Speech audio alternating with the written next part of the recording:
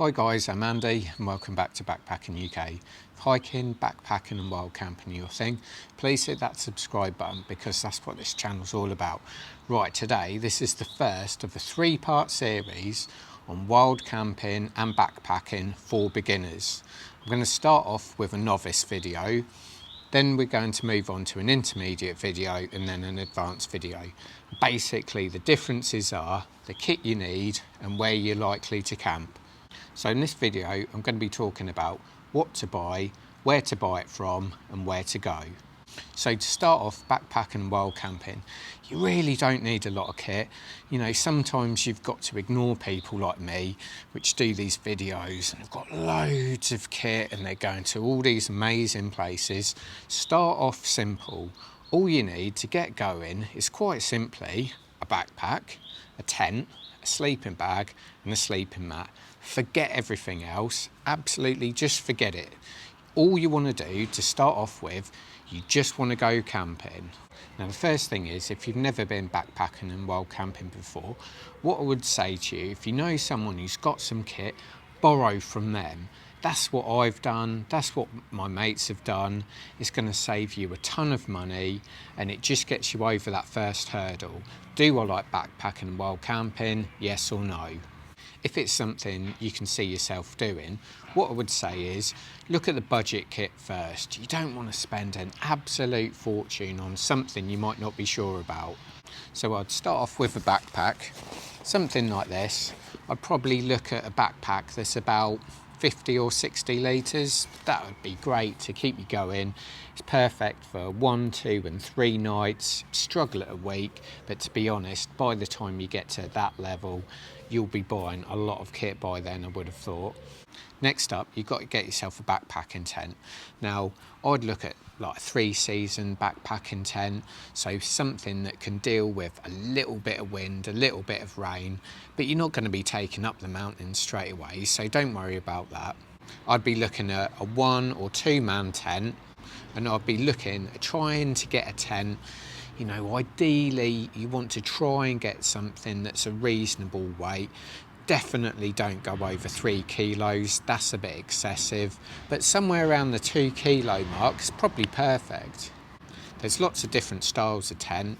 Me personally, I prefer freestanding tents. That basically means it's held up by poles, and once it's assembled, you can actually move that tent around to find your pitch, because you'll find out that finding that perfect pitch is really important for a good night's sleep. The other thing with backpacking tents, some of them can be really low and really claustrophobic. So if you think you might feel a little bit like that, try and look for a tent with around about 100 centimetres of headroom. But there are loads of tents out there, absolutely loads. So definitely check out my other videos for a bit of guidance on what to look for in a backpacking tent. The next thing is a sleeping bag. Now, to get you going, I'd recommend buying a 3-season sleeping bag, which means it won't be any good in winter, but apart from that, it'll be really good for the rest of the year. Next up is a sleeping mat. Now, when you're out camping, you just want to get yourself off the floor, and you can buy traditional roll mats, but they're not that good, to be honest. If you can afford it, I'd get a blow-up sleeping pad. Now, this one from Antor Supply Company, I think it's about £35, but you get such a good night's sleep on it. You really, really do. And it raises you off that ground. It's super comfy, and it's also just going to keep you nice and warm during the night. So as for food or drink, if you're just starting out, don't go buying yourself loads of like camp cooking gear. It's just not worth it. Take your own food with you. And what I would do is get yourself a flask and a water bottle. You've probably got these already. Just take them with you.